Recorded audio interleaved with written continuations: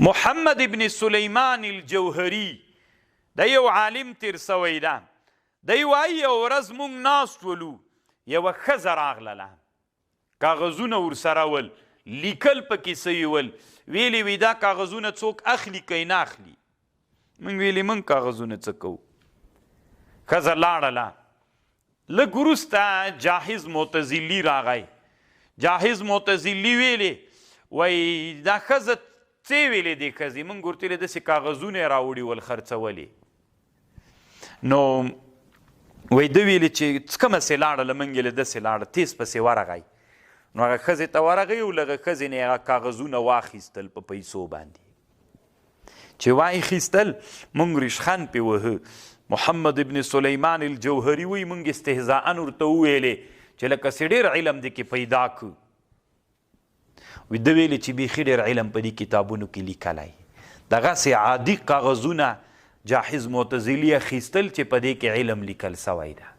نو طالبانو ورونو کله مو چې د کاغذ په پاڼه لیکل ولیدل ویې ګورئ، معلومات به درته وسي.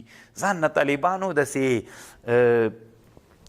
خلک مه جوړوئ چې زه به یو مثال درته ویم. طالبانو ورونو دا کتابونه نه دي، هر کتاب چې ګوري سړي ته یو فکر ورکوي.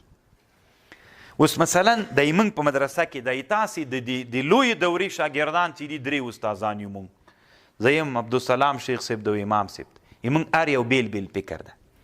دا که نه امام صاحب یو فکر درکوي، زه بل فکر در کوم، عبدالسلام شیخ صاحب بل فکر درکوي. دا خو نسبت فکرونه نږدې دي. که داسې څوک دې ولیده چې فکرونو منځ کې ډېر لوی بعد و، نو ته چې درې داسې استادانو سره وخت تېروې چې فکرونه یې بیخي ډېر بدل وي، نو ته به یوه داسې جامع پالیسي مختاروي چې د درې واړو استادانو سره ژوند وکړلی سي. ته داسې فکر وکړه چې اوس مثلا دما کتابخانې ته راننوځې، طالبانو په زرګونو جلدونه کتابونه ایښي دي پکې. څو جلدونه؟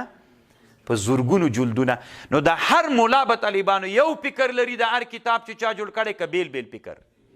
نو ته به اوس د دې ټولو علماو نه مجتمع او دا ټول مسلمانان تیر سوي، قرآن او د حدیثو تشریح کړي، ته به داسې یو جامع فکر جوړوي.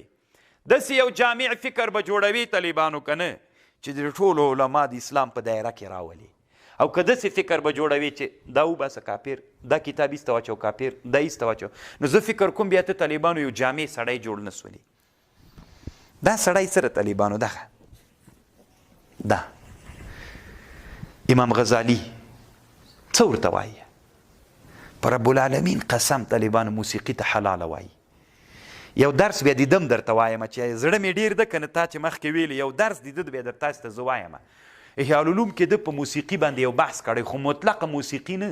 موسیقي یو علم د طالبانو، دی علمي راغلی ده، په موسیقي باندې راغلی کم حالت کې دی جایزه بلی.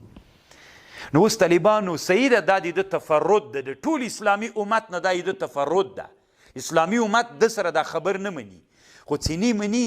ته د مسلمان په حیث چې ځان نه آینده کې یو عالم جوړوي چې په افغانستان کې اوس دا د ما په کتابخانه کې ښایي موسیقي حلاله بلي، ته هلته حدیث نه داسې استدلال کوي څوک حلاله بلي کافر یې بلي. نو ته به داسې وایي چې ایسته یې واچو کافر ده، که داسې یو پالیسي به جوړوي چې ده ته به داسې نوم ورکوي چې د اسلامي امت یو لوی محسن امام غزالی. دا طالبانو ځان سره په ژوند کې داسې یو پالیسي جوړه کوي چې اسلامي امت پکې رانغښتی وي. نو که داسې په دې خبرو باندې موږ هر څوک کافر کوو طالبانو، بیا فکر نه کوم چې د دنیا کې ته لالو به تنا پاتې، دا ټول علما به بیا څنګه وي؟ تا سره نه پاتې کېږي طالبان. فکر ته مو پام شته که نه داسې یو پالیسي به اوس دا کتابخانه کې چې ما سره څومره کتابونه ایښي دي، دا ټول کتابونه د علماو کتابونه دي. خیر ده که خبرې نه منم، خو د اسلام په دایره کې به هغه علما زه راولم. زر به طالبانو ځان نه متشددین نه جوړو چې یو چا باندې نعوذ بالله په علماو په علمي میدان کې د کفر فتوا وکړو. تاسې چې د امام غزالي هم دغه بحث وګورئ، ما کتلی هم د احیاء العلوم کې، بیا مې ټول ډېر ښه مفهرس کړی ده. بیا انشاءالله یو درس مې چې اراده مې د تاسې ته وایم چې په اصلي هدف مو پوه کړم چې څه وایي دی. دا اوس څنګه خبره ده، دا مطلب یې څه شی ده. نو محمد ابن سلیمان الجوهری وی جاهز معتزلی موږ ته ویلي چې ډېر علم یې په دې کاغذونو کې زده کړ. نو الله دې موږ ته د دې توفیق را نصیب کړي چې کتاب پیدا کړو، د هغې نه څوک زده کړو، علم زده کړو طالبانو. او علم مو چې زده که دا یاد ساتئ طالبانو اسلامي امت بیا په پښو هم درېږي چې علم زده کړو چې موږ علم کې راپورته سو. دا خبره طالبانو خطیب بغدادي رحمه الله یو کتاب جوړ کړی تقیید العلم نومیږي. وړکی یو جلد کې کتاب د تقیید العلم په دې کتاب کې لیکلی ده. نو چې پاڼې په لاس درغللې نو هغه د علم پاڼې وې نو په هغه پاڼې نه استفاده وکړه او لیکل پې باندې وکړه د ځان سره یې ذخیره کړه. الله عز وجل د همغه علم ګټه بیا تا ته خامخا در رسوي.